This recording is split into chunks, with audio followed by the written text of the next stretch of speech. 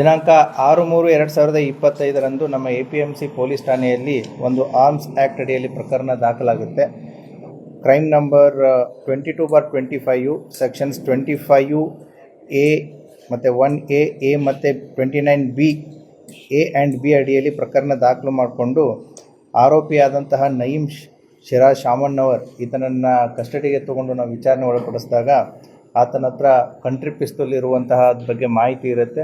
So ಆತನ ಹತ್ರ ಒಂದು ಕಂಟ್ರಿ ಪಿಸ್ತೂಲ್ ಸಿಗುತ್ತೆ. ಆತನು ಕೊಟ್ಟದಂಥ ಮಾಹಿತಿ ಆಧಾರದ ಮೇಲೆ ಇನ್ನೂ ಇಬ್ಬರು ಆರೋಪಿತರಾದಂತಹ ನಿಹಾಲ್ ತಾಂಬೋಳಿ 25 ವರ್ಷ, ಭವಾನಿನಗರ, ವಿಜಯಪುರ, ಈತನ ಹತ್ರ 3 ಕಂಟ್ರಿ ಪಿಸ್ತೂಲು ಮತ್ತು 4 ಸಜೀವ ಗುಂಡುಗಳು, ಮತ್ತು ಸಿದ್ದು ಮೂಡಲ್ಗಿ 29 ವರ್ಷ, ಯೋಗಾಪುರ ಕಾಲನಿ, ವಿಜಯಪುರ, ಈತನ ಹತ್ರ 1 ಕಂಟ್ರಿ ಪಿಸ್ತೂಲು ಮತ್ತು 1 ಸಜೀವ ಗುಂಡು. ಈ ರೀತಿಯಾಗಿ ಈ 3 ಜನ ಆರೋಪಿತರಿಂದ ಒಟ್ಟು 5 ಕಂಟ್ರಿ ಪಿಸ್ತೂಲು ಮತ್ತು 6 ಸಜೀವ ಗುಂಡುಗಳನ್ನು ಜಪ್ತು ಮಾಡಿದ್ದಾರೆ.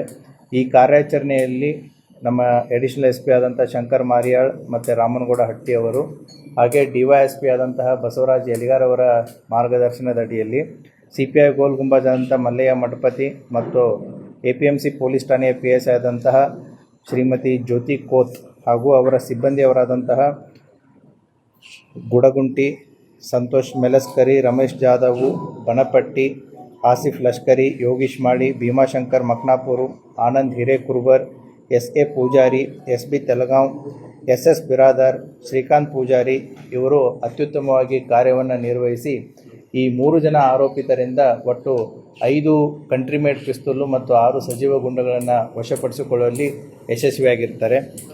ಮತ್ತು ಈ 3 ಆರೋಪಿತರನ್ನು ಏನು ಇವರು ಬಂಧಿಸಿದ್ದಾರೆ, ಇವರು ಕ್ರಿಮಿನಲ್ ಅಪರಾಧದ ಹಿನ್ನೆಲೆಯನ್ನು ಉಳ್ಳವರಾಗಿರ್ತಾರೆ.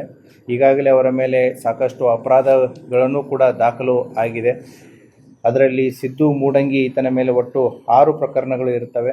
ಈತ ಗೋಲ್ ಗುಂಬಜ್ ಪೊಲೀಸ್ ಠಾಣೆಯಲ್ಲಿಯೂ ಕೂಡ ಒಬ್ಬ ರೌಡಿಯಾಗಿರ್ತಾನೆ. ನಿಹಾಲ್ ತಾಂಬೋಳಿ ಈತನ ವಿರುದ್ಧವೂ ಕೂಡ ನಮ್ಮ ವಿಜಯಪುರ ಜಿಲ್ಲೆಯಲ್ಲಿ 5 ಪ್ರಕರಣಗಳು ಈಗಾಗಲೇ ದಾಖಲಾಗಿದ್ದು ಇರ್ತವೆ. ಅದೇ ರೀತಿ ನಯೀಮ್ ಶಿರಾಜ್ ಶಾಮಣ್ಣವರ್ ಈತನ ಮೇಲೆ ಒಟ್ಟು 3 ಪ್ರಕರಣಗಳು ದಾಖಲಾಗಿದ್ದಾವೆ. ಈ ರೀತಿ ಅಪರಾಧಿಕ ಹಿನ್ನೆಲೆಯನ್ನು ಉಳಿದಂಥ ಈ ವ್ಯಕ್ತಿಗಳು ಒಂದು ಗುಂಪನ್ನು ಕಟ್ಟಿಕೊಂಡು ಒಂದು ರೀತಿ ಜನರಿಗೆ ಭಯ ಬರುವಂತಹ ರೀತಿಯಲ್ಲಿ ಇವರು ವರ್ತಿಸ್ತಾ ಇದ್ದರು. ಮಾಹಿತಿಯನ್ನು ಆಧರಿಸಿ ಈ 3 ವ್ಯಕ್ತಿಗಳನ್ನು ನಮ್ಮ ಪೊಲೀಸರು ಪತ್ತೆ ಮಾಡಿ ಅವರಲ್ಲಿದ್ದಂತಹ ಕಂಟ್ರಿ ಮೇಡ್ ಪಿಸ್ತೂಲುಗಳನ್ನು ವಶಪಡಿಸಿಕೊಂಡು ಪ್ರಕರಣವನ್ನು ದಾಖಲಿಸಿ ತನಿಖೆಯನ್ನು ಕೈಗೊಂಡಿರ್ತಾರೆ. ಸಿಬ್ಬಂದಿಯವರ ಕಾರ್ಯವನ್ನು ಶ್ಲಾಘಿಸಲಾಗುತ್ತದೆ.